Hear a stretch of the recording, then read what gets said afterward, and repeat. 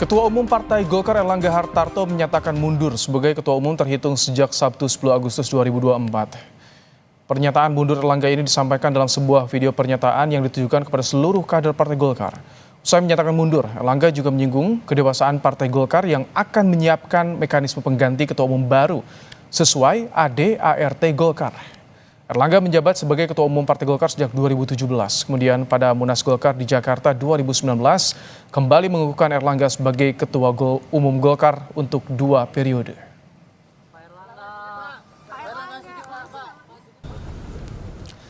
Sebelumnya pada Jumat 9 Agustus, Ketua Umum Partai Golkar Erlangga Hartarto membocorkan inisial nama bakal calon wakil gubernur yang akan dampingi Ridwan Kamil di Pilkada Jakarta. Erlangga menyebut atau hanya menyebut inisial S.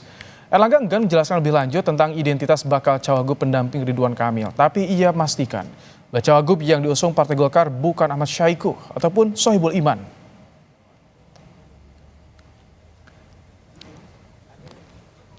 Cawa Erlangga siapa? Pak RK. Pak RK. Saya nggak maju, jadi nggak punya waktu. Cawa RK siapa, Pak? Sudah ada. Siapa inisialnya, Pak? Sementara inisialnya S. S. Haiku gitu, Pak. Dari gimana, Pak? Ibu atau Pak Ibu? Inisial S. Dari internal. Tapi jawaban yang tadi none of the above. Dalam perjalanannya sebagai Menko Perekonomian, Erlangga pernah diperiksa Kejaksaan Agung sebagai saksi kasus korupsi pemberian fasilitas ekspor minyak sawit mentah pada saat terjadi kelangkaan minyak goreng sepanjang bulan Januari 2021 sampai Maret 2022. Pemeriksaan yang berlangsung pada tanggal 24 Juli 2023 itu dijalani Erlangga selama hampir 13 jam. Pemeriksaan Erlangga kala itu untuk pengembangan penanganan perkara tersangka Indra Sari Wisnuwardana yang merupakan Dirjen Perdagangan Luar Negeri Kementerian Perdagangan. Saat itu, Kejagung memandang perlu memeriksa Erlangga dalam kapasitasnya sebagai Menko Perekonomian terkait tugas dan tanggung jawabnya yang dalam mengatasi kelangkaan minyak goreng.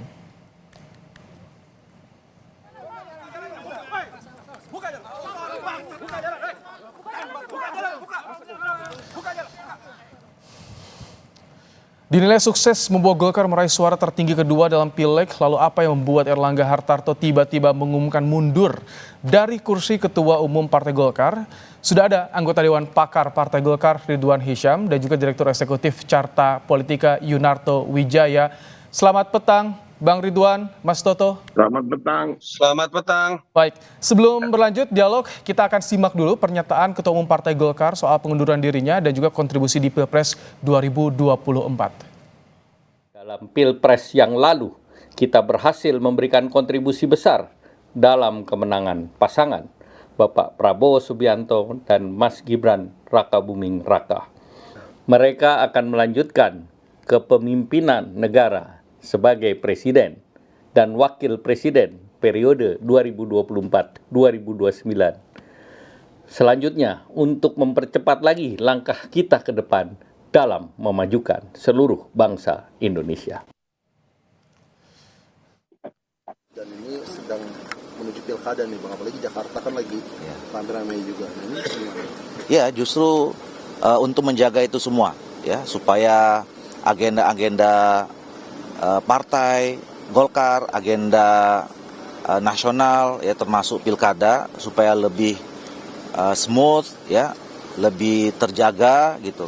Maka Ketua Umum kami dengan ikhlas, dengan sukarela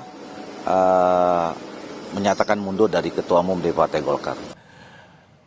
Baik, yang pertama saya ingin ke Bang Ridwan. Tadi Bang Doli bilang pertimbangan pengunduran diri Pak Ketum untuk menciptakan situasi kondusif di dalam masa transisi pemerintahan.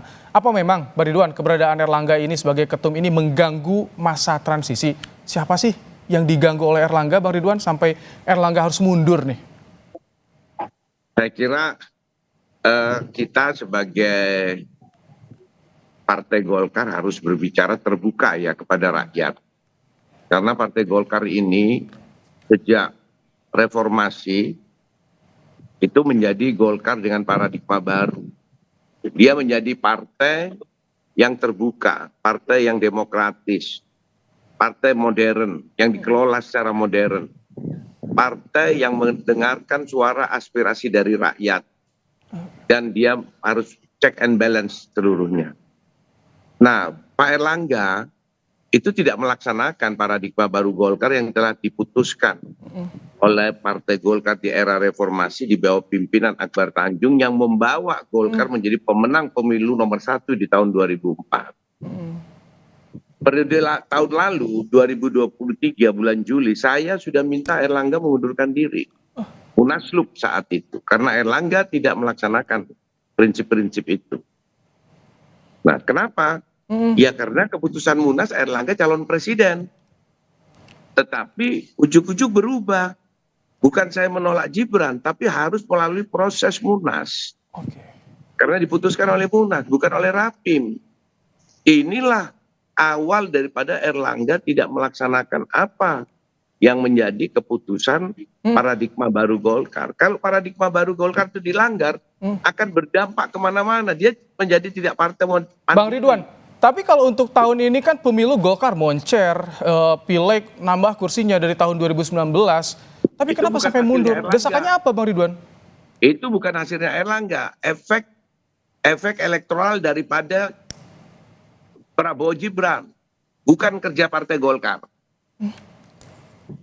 Maksud Anda tanpa ada kerja partai, tanpa ada mesin partai untuk memenangkan pileg di 2024 ini?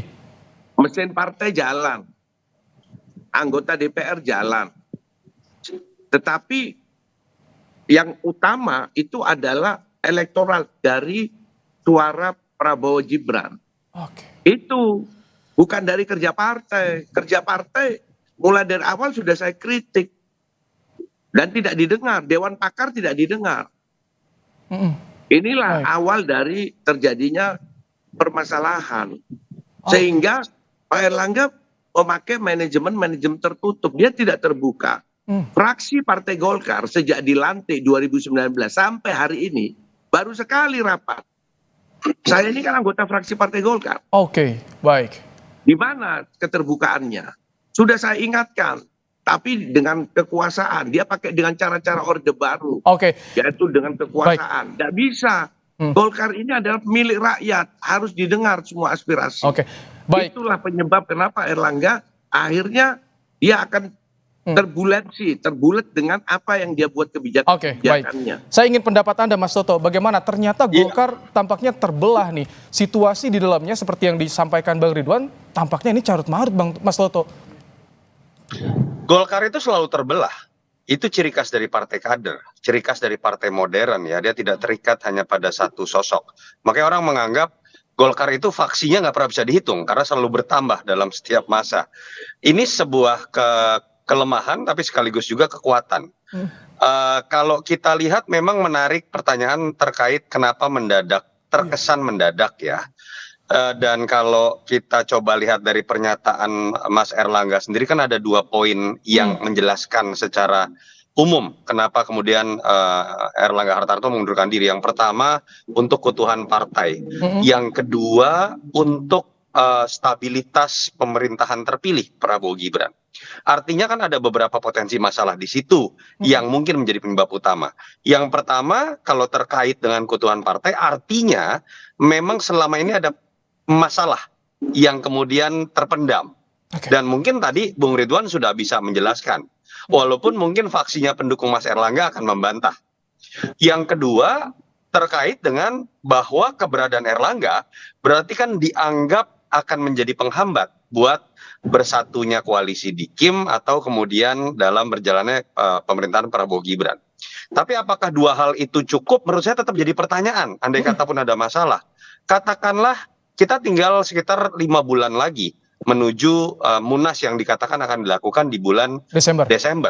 Kalau betul terjadi sebuah problem kepemimpinan di internal dan kemudian tidak adanya restu kekuasaan pemerintahan dan koalisi Prabowo Gibran terhadap Erlangga, kan notabene kita udah bisa nerka nih, Erlangga pasti kalah kok andai kata maju kembali pun dalam Munas. Kenapa tidak tunggu itu saja kan? Jadi Anda membaca, Mas Toto, sorry saya potong, Anda membaca dengan mundurnya Erlangga ini ada tekanan di luar seperti tadi? Enggak, saya belum selesai makanya Mas Ibrahim. Baik, saya pengen masuk. Kalau kemudian ada sebuah situasi pada saat Munas yang harusnya bisa menyebabkan Erlangga tidak maju kembali atau akan kalah. Lalu kenapa harus sekarang? Kan pertanyaan itu yang paling menarik kan. Biasanya dalam pola-pola seperti ini memang ada sebuah kasus yang membebani dirinya, yang notabene akan menjadi masalah partai kalau tidak dilepaskan dalam waktu cepat. Dan ini jadi menarik nih, nyambung dengan berita yang tadi dikeluarkan oleh Kompas terkait dengan pernah adanya pemeriksaan terhadap Mas Erlangga terkait dengan minyak sawit 2023. kelangkaan minyak goreng. Dan kita apakah bisa mengarah ke sana? Waktu yang akan menjawab. Tapi itu jadi menarik juga. Apabila betul dalam beberapa hari mendatang ternyata ada sebuah kasus hukum, pertanyaannya kan jadi dua cabang nih. Iya. Apakah memang karena proses penegakan hukum yang wajar? Kalau itu yang terjadi, memang langkah tepatnya Mas Erlangga mundurkan diri. Tapi kalau memang ini ada unsur politisasi hukum, karena menginginkan sebuah tujuan tertentu, misalnya memasukkan sosok tertentu nanti menggantikan Erlangga, entah atas nama restu kuasa atau apapun, itu yang berbahaya buat alam demokrasi. Karena artinya akan ada sebuah pola baru, pengambilan keputusan strategis di partai itu bisa serta-merta itu ditentukan dari atas eksternal partai, dan itu bukan hanya tentang Erlangga dan Golkar, tapi itu berbicara mengenai terhambatnya sistem kepartaian modern seperti Bang Ridwan jelaskan. Moga-moga tidak seperti itu, tapi itu dugaan ya. Baik, Bang Ridwan, kalau misalkan banyak spekulasi yang muncul, ada yang orang lain yang ingin menenggelamkan Erlangga di Golkar untuk mundur dari ketua umum, itu bagaimana menjawabnya? Karena 2 hari lalu kabarnya Anda juga menyebutkan ada 3 kelompok nih Bang Ridwan yang mendesak Munaslup. Siapa mereka? Jadi gini, ya saya jangan ditanya 3 kelompok itu siapa. Saya kira pers juga sudah tahu semuanya itu, tidak perlu saya yang menyebutkan. Ada orang dalam, ada orang luar. Cuman saya mau mengklirkan saja orang dalam, orang luar. Orang dalam, orang luar, dalam artian orang dalam itu adalah orang yang ada di dalam kepengurusan Partai Golkar. Baik itu di DPP, di Dewan Pakar, Dewan Penasehat, ormas-ormas pendiri, ormas pendukung, itu orang dalam. Di struktur. Orang luar itu kader Golkar juga, tapi dia tidak duduk di struktur. Nah, 3 kelompok itu ya ada orang dalam, ada orang luar, menurut saya begitu. Nah, tetapi tadi saya mau menanggapi Mas Yunianto. Jadi kalau dibilang dikaitkan dengan kasus hukum, Golkar pernah menghadapi masalah seperti ini. Di era Akbar Tanjung ada politisasi Bolugate. Tetapi ketua umum Partai Golkar karena memegang paradigma baru Partai Golkar, kita hadapi semuanya itu. Kita tidak terpengaruh dengan arus itu, dihadapin. Akhirnya apa?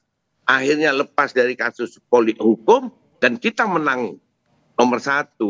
Nah, ini tidak dilakukan oleh Pak Erlangga sejak Juli. Sudah saya ingatkan, saya datang ke kantornya Pak Erlangga, bertemu dengan Pak Erlangga 4 mata. Saya sampaikan semuanya, ini paradigma baru Partai Golkar. Anda harus maju terus. Ya. Ambilnya separuh-separuh. Dia mau pegang jabatan tapi tidak mau resiko. Tidak bisa. Politik itu ada resiko. Kalau berani jadi ketua umum ya berani dengan resiko. Dan menegakkan paradigma baru Golkar. Kalau separuh-separuh akan terlibat nanti. Dia habis dengan turbulensi yang terjadi politik itu. Karena politik kan perubahannya sangat besar. Baik. Nah itu. Mas Toto, ini kan Erlangga sosok sebagai menteri kepercayaannya Pak Jokowi nih. Banyak sekali prestasi yang disampaikan ke Menko juga kepada Jokowi. Termasuk di Pilpres kemarin. Dan bahkan di Pilkada juga menawarkan Kaisang jika berminat maju di Jakarta. Apakah Anda melihat keputusan mundur Erlangga ini ada juga andil Jokowi? Ya menariknya begini ya, memang kalau kita lihat sepak terjang Erlangga ketika jadi di 2019 agak berbeda. Misalnya dengan kemenangan Setia Novanto atau ketua-ketua umum sebelum seperti Abu Rizal Bakri itu biasanya melalui pertarungan keras. Mas Erlangga itu kalau kita ingat 2016 sebetulnya sudah ikut dalam pertarungan menuju ketua umum Golkar di Bali, tapi suaranya sangat kecil. Pertarungan keras saat itu antara suara cuma Ade Komarudin dengan Setia Novanto. Dan kita tahu 2019 paling tidak di bisik-bisik belakang itu kan orang tahu ini restu Jokowi. Dan memang semua orang tahu Mas Erlangga ini orang dekat dengan Jokowi. Artinya memang dia jadi ada unsur lebih kuat nuansa top down-nya. Dan memang menjadi tugas berat. Biasanya yang dititipkan dalam konteks top down menjadi ketua umum itu belum tentu mengakar. Yaitu Bung Ridwan yang bisa menjelaskan seberapa mengakar. Sehingga tidak salah juga spekulasi ada orang ditempatkan dari atas tiba-tiba jadi ketua umum, dengan mudahnya juga dia dicabut. Siapa? Ya paling mungkin adalah pihak yang juga menempatkan Oke. sosok beliau gitu. Itu logikanya seperti itu. Dan itu yang menurut saya akan terjawab dengan waktu. Siapa yang paling berkepentingan kan sudah terdengar lah, Mas Ibrahim, Bung Ridwan tadi udah mengatakan, pers juga tahu, masyarakat juga sudah tahu nama yang akan muncul, siapa yang akan menjadi PLT. Dan Iya. paling mungkin adalah kita akan menerka siapa yang ada di belakang ini kan adalah bagaimana nanti nama yang akan menguat di dalam Munaslup. Misalnya kalau orang menerka nama Bahlil, orang pasti akan menduga di belakangnya ada Pak Jokowi karena Bahlil adalah orang dekat Jokowi. Akan berbeda kalau misalnya Agus Gumiwang, mungkin yang dianggap paling berpengaruh di situ adalah Pak Prabowo karena Pak Agus Gumiwang dekat dengan Pak Prabowo. Tapi poin saya terlepas kemudian dari kasus Mas Erlangga, andai kata terjadi munaslup pemilihan dalam waktu cepat, pastikan memang yang terpilih itu bukan sekedar titipan kekuasaan. Golkar akan semakin jauh dari apa yang disebut partai modern. Baik, Bang Ridwan, kemarin hari Jumat Erlangga bilang sebut inisial S untuk wakil RK di Jakarta. Apakah mundurnya ini ada hubungan dengan tarik-menarik di pilkada, cagup pilkada, atau nanti bagaimana kalau Erlangga mundur ada PLT, keputusan pilkadanya bagaimana nih? Ya, kalau keputusan pilkada itu kan kita tahu bahwa KPU pendaftaran terakhir tanggal akhir bulan lah, 28 atau tanggal berapa Agustus. Ya kita harapkan bahwa Golkar harus sudah mendapatkan Ketua Umum definitif 2024-2029